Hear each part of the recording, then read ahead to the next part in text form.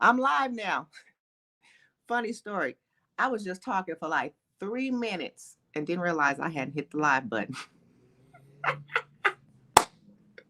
So, hey, that's what life is about. Sometimes you just, hey, you get do over. So, this is my do over. So, hi, happy Wednesday, everyone. I'm Renee Cage Watson, CEO of Empowered by Courage Coaching. I'm a lifestyle architect. And what that is I help women find their purpose, live in their passion, stand in their success while really designing the balance that they deserve and desire.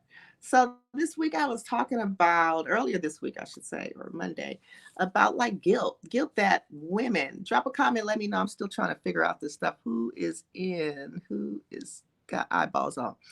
Um, guilt that women in particularly feel, um, just in general, guilty that they're not a good enough mom or not a good enough partner or good enough, uh, what is it, at work, right? Feel like you're not doing well, or feel like you're not doing enough in the areas of, um, your health, or like, oh, I'm not saving enough money. It's just like all of these things. I need, I'm not, blah, blah, blah, all this judging of yourself, right? Judging. And guilt, again, around maybe some sacrifices that you're making, that you feel like you're making, or not feel like you're making, but certainly are making, like sacrifices, as it relates to working long hours, and you're not able to get like to your kids' events or something, or getting there late, or forgetting it. I've done that before, forgot some shit. If you don't put it on your calendar, right? Or knowing that you want to work more in your business, but you just feel like you just don't have the time, right? And you're guilty, like, oh, I need to be working on this, I need to be doing this. And or you may have to say no to an engagement because all these different reasons. You got these push, right? And there is a guilt that we as women we hold because we have been socialized. A lot of this stuff is around our own socialization, right? And not to say that men don't have their own guilt and pressures and stuff that they have. Um, but I'm talking to the ladies. This is who I work with. This that's who I work with. That's who this conversation is for, right? So really getting rid of guilt is recognizing, like, what is this emotion that you're feeling, right? What is it, what's coming up for you, when does it come up? And then really trying to pull back that onion, like, where does this shit start? A lot of stuff start, like I said, we are socialized, we get all these messages of what we should be doing, or an ideal of a perfect person as it relates to whatever, perfect mother, perfect wife, perfect. Well, perfection is overrated. Number one, shit's unrealistic. And number two is you have to make sure that it really aligns with your beliefs. Now, oftentimes our beliefs get developed and stuff from our upbringing and all of that, but you have the ability to change, to explore, to reject, to shift your beliefs and your thoughts. You may have a belief and a thought earlier in your life, and it shifts through experience, through maturity, right? So you get to choose. But this thing about guilt is releasing it, transforming it, letting it go, questioning it, holding on to guilt and shame. Those are just like toxic emotions. It don't serve us. It don't serve you. And if there's like guilt, like you really feel like you've done something wrong, or you feel like you should be doing something different, then look at that and make a plan. So, say for instance, like, oh, I need to be working out more. I need to be, okay, well, then make a plan. Get a trainer, get an accountability buddy. All these, if there's an idea of a pressure that you want to be doing something, you should be doing something, or you would like to be doing something, then get clarity around, like, what's the why behind it? Is this truly something I want to do? How am I going to feel when I'm done or while I'm doing it? But oftentimes fear, may hold you back from trying some stuff.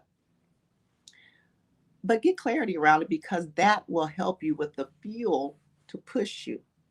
Let go of the guilt, let go of all of the feelings that you should be doing something and all of that, right?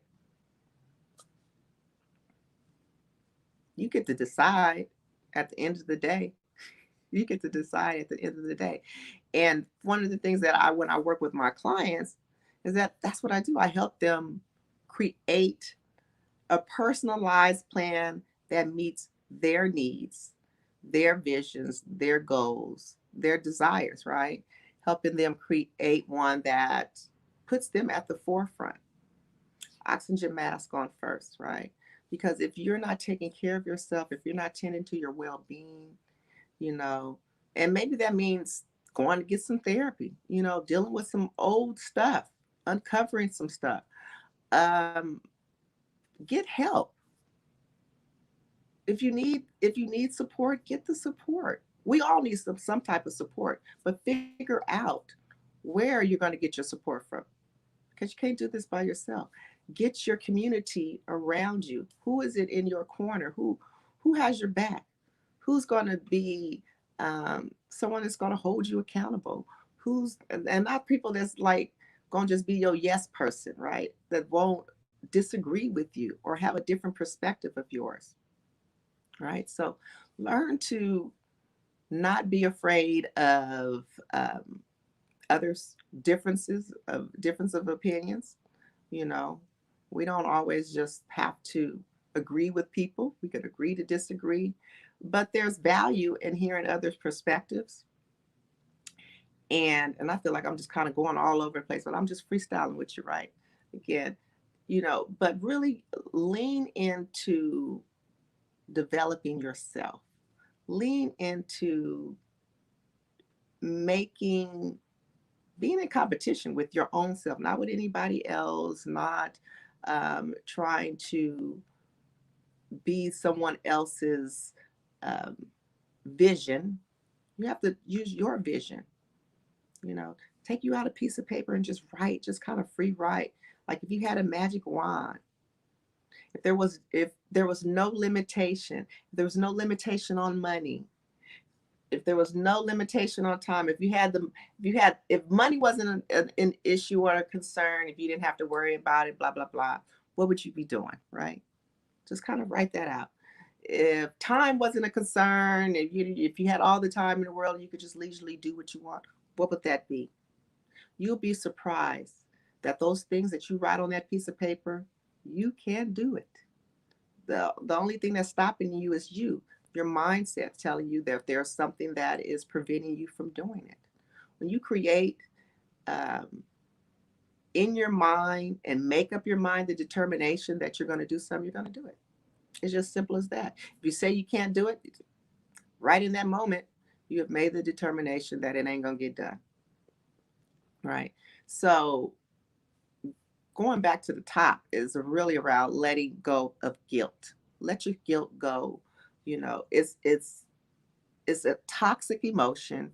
It's an irrational emotion, because when you have this unnecessary shame and guilt, this judging of yourself, this internal subconscious belief, and your internal critic, your inner critic, it is telling you you're not enough. It's telling you there's something wrong. It's telling you something missing. And that's faulty. You have to challenge that shit. You got to challenge it and get curious, right?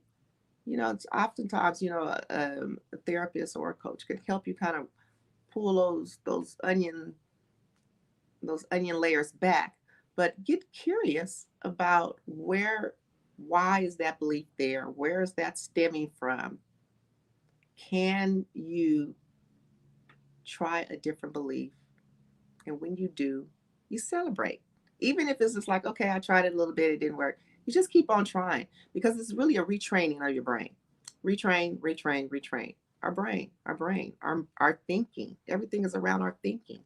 and you have a control over that, right? Emotions is, I love to say, emotions is like the water, right? The water in the sea. It's like go in, they go. They're fluid, and you decide, you know, how you want to feel in that moment.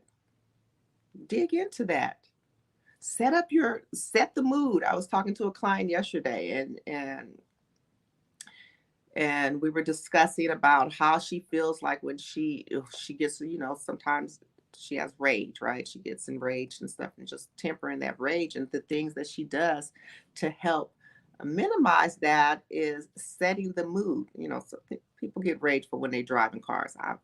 I'll true confession, I won't say I'm a road rager, but I'll be cussing and talking mess. I don't do so much anymore, but I used to. My husband used to be like, you know, they can't hear you, right?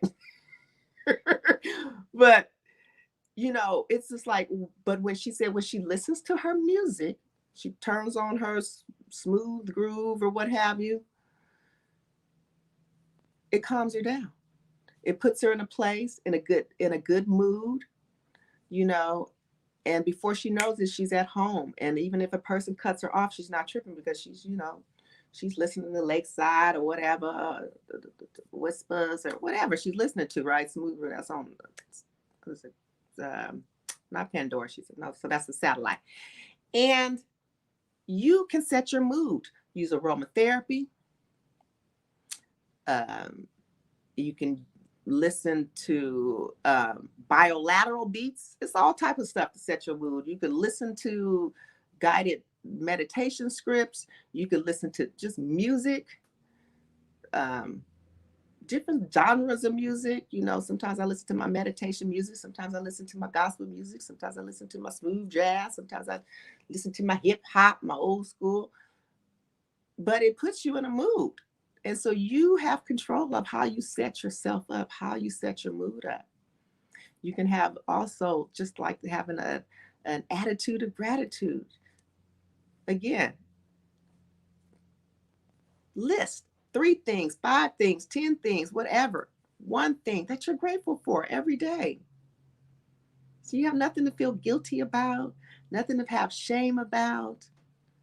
This is a life of abundance, a growth mindset. Anything you want to do, you can do it. Limitless possibilities. You have the power right up in there. You have it. It's in there. It's in there. It's in the belly. It's all up in there. You need to activate it. Dig deep. It's in there. And sometimes we have our blind spots around us and we don't, you know. So get some help. Get some support. Get some help. Get some support. All right. So I am going to be signing off because I have a client in a few minutes that I need to get ready to jump on a call with. And I want to also again remind you, invite you that today is already, we've already had our first day of Delegate Like a Boss. This is a free challenge, 5-day challenge. This is about you strategically managing your time. Boss ladies, strategically managing your time. It's going to be fun.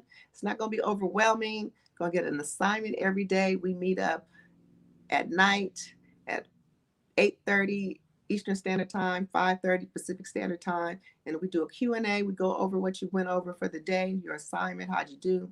Today's assignment was tracking your time because that's the first step. You got to see where you're at to get from A to B. All right. So if you haven't registered for that, please do. I'll actually drop a link into the post as well, so you can do that. And yeah, and I hope to see you tomorrow again at what did I just say, 5:30, 5:30, 8:30, depending on what coast you own. All right. See you tomorrow. Make this a great one. Happy, well-being Wellness Wednesday. Bye.